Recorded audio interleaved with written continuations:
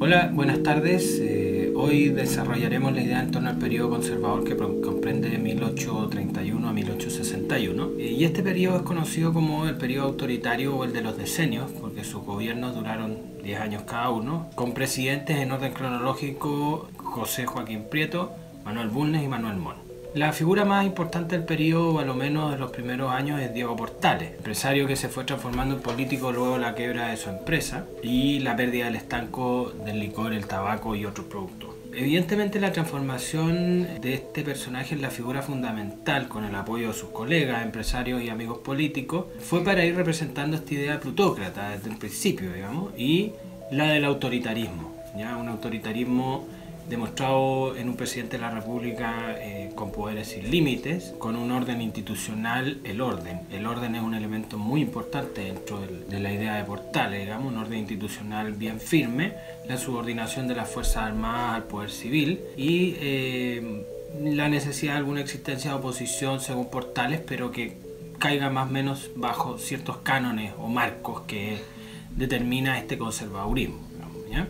De las ideas de las cuales nace la Constitución, que son estas, las ideas portalianas, ¿no?, son recogidas hábilmente por Mariano Egaña, quien fue capaz de interpretar las conversaciones y además el epistolario de Portales, que es bastante amplio, transformándolos en un principio constitucional, en un elemento jurídico, ¿no?, un marco jurídico para la nación. Los tres principales puntos que me interesa a mí rescatar en el caso de la Constitución son el Poder Ejecutivo, lo que dice respecto al Poder Ejecutivo, que está en manos del Presidente de la República, que dura 5 años en su cargo, pero que sus atribuciones, y aquí es donde es bien importante, digamos, bueno, la reelección se realiza por electores, no por elecciones abiertas, que las atribuciones son, entre otras cosas, formar leyes, concurrir a la formación de leyes, convocar al Congreso Nacional a secciones extraordinarias, nombrar a los ministros, agentes de exterior y nombrar a los magistrados de los tribunales de justicia, tribunales superiores de justicia.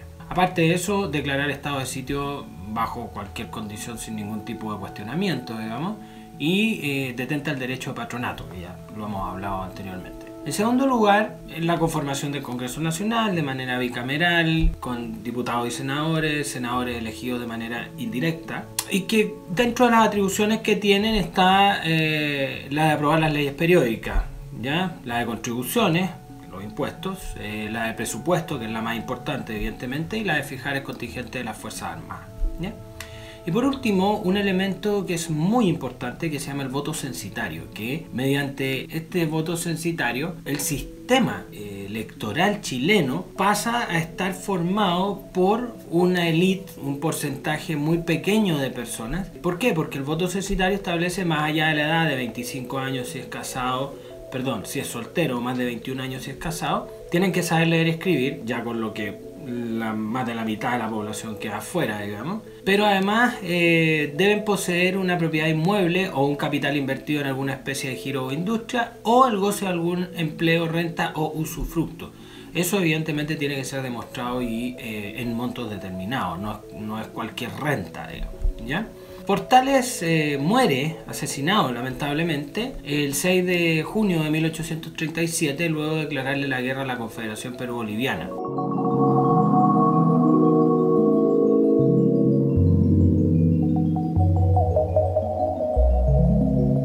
Respecto a la gestión política de Portales, evidentemente hay distintas miradas, una positiva y una crítica es las que les voy a leer a continuación. La primera de Ramón Sotomayor Valdés, digamos, que sostiene que la labor de Portales fue inmensa si se considera el carácter de la época en que le cupo gobernar, los obstáculos de toda especie que tuvo que vencer y el breve tiempo que figuró en el gobierno. Tan grande y trascendental fue esa labor que desde el 30 al 37 se confunde en una sola historia de la República con la historia de aquel insigne ciudadano, siendo de notar que hoy mismo, después de los años corridos desde la desaparición de Portales, subsisten bases y rasgos esenciales de las instituciones que él creó y reformó.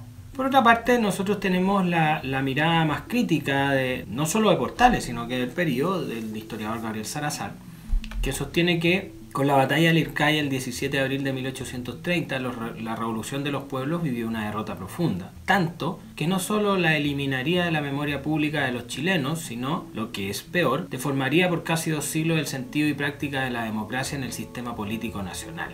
pues lo que allí triunfó fueron los tortuosos métodos políticos de José Antonio Rodríguez Aldea, el autoritarismo del monopolista Diego Portales y el deshonor militar o mercenario del general José Joaquín Prieto. Triunfó entonces lo que el general Ramón Freire llamó el club secreto de los revolucionarios destructores de la República. Una mirada bastante crítica por lo demás respecto a las gestiones y a cómo el país fue desarrollándose tanto económica como políticamente en adelante. De hecho, por su parte, en el ambiente económico tenemos que resaltar la labor llevada a cabo por el señor Manuel Rengifo, ministro de Hacienda del presidente Prieto, que se va a centrar principalmente en el ordenamiento y la reactivación económica de Chile, ya que nos encontramos en crisis. Las primeras medidas tuvieron relación con la reducción del gasto público, como es evidente, y los privilegios exclusivos para los que importaran nuevos adelantos técnicos para las explotaciones mineras, ¿ya? O sea, el foco se puso, en este caso, en las explotaciones mineras. Una nueva ley de aduana para facilitar las operaciones comerciales en el puerto y una modificación de los impuestos seguido de la activación de los almacenes francos de Valparaíso.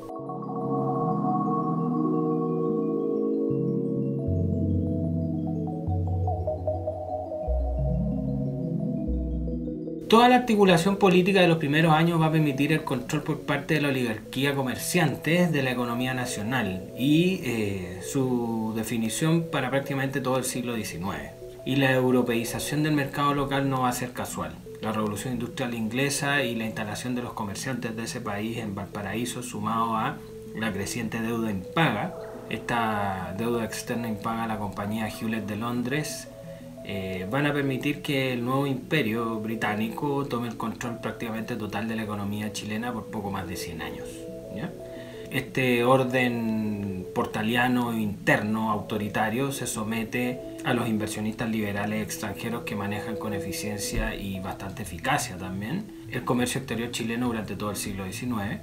Pero tenemos un problema que más o menos se repite a lo largo de la historia, y es que no llega nunca este éxito económico a las clases bajas, que ya desde mediados de siglo comienzan a manifestar organizaciones de distinto tipo que a fines del siglo XIX van a terminar fortaleciéndose con la llamada cuestión social, digamos. Los gobiernos de Bulnes y Montt son de continuidad en el ámbito comercial. Chile va a seguir con la idea de insertarse económicamente en la economía capitalista, ¿ya?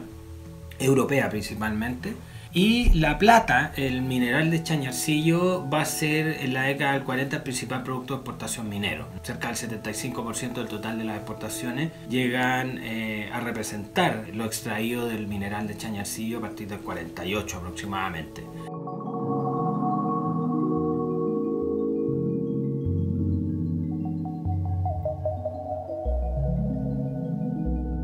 Es importante señalar que cuando el Estado autoritario decide, junto a estos comerciantes extranjeros, el camino hacia el capitalismo internacional, a esa introducción en el capitalismo internacional, también tomaron la decisión de que nosotros nos vamos a dedicar a la explotación de materias primas, ¿ya?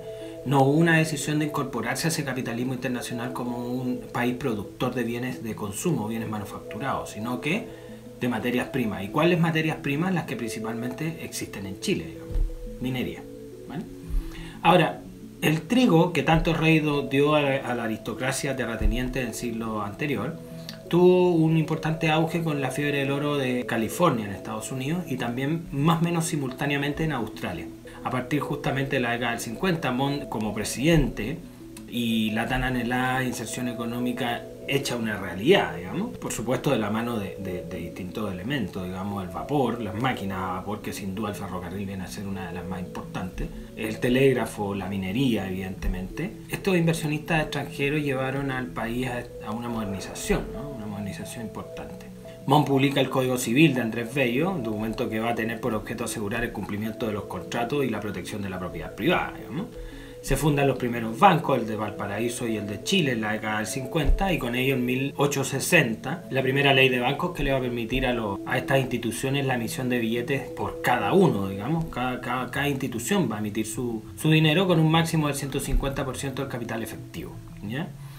La inauguración del ferrocarril de Copiapó Caldera, construido con capitales de la zona, muestra el poderío económico del sector en el 1851, y ya en el 1859, varios años después, este mismo sector que construye y que tiene este capital poderoso, digamos, se va a levantar en armas contra el Estado conservador, financiando un ejército bastante grande. Pero antes de esa crisis, digamos, de esta revolución del llamado del 1859, vamos a acudir como espectadores a la pelea entre los mismos conservadores y cómo esa pelea, que es un problema de carácter doméstico dentro de la iglesia en 1856, que se llama la cuestión del sacristán, va a terminar con una división del partido conservador en dos, ¿ya? En un partido ultraconservador o ultramontano y en el partido nacional o monbarista, ¿ya? Luego de la división de estos, los ultraconservadores van a buscar refugio electoral y opositor en el mundo liberal, lo que trae como consecuencia la formación de la llamada Alianza Liberal, la fusión liberal-conservadora, y que al final se transforma en una especie de vendetta contra el Partido Nacional, ¿no? Vamos a quitarle el gobierno ya que no nos ayudaron con lo que nosotros necesitábamos, ¿no?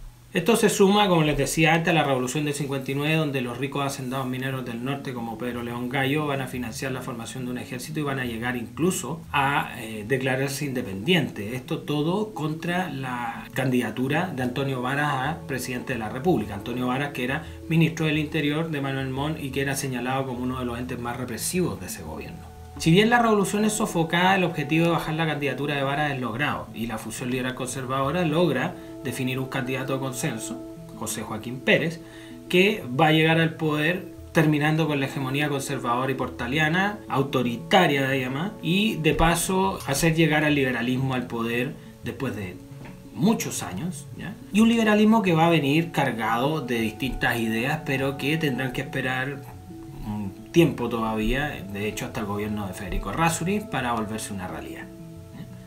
Retomamos la próxima entrega con el mundo liberal. Que tengan buenas tardes.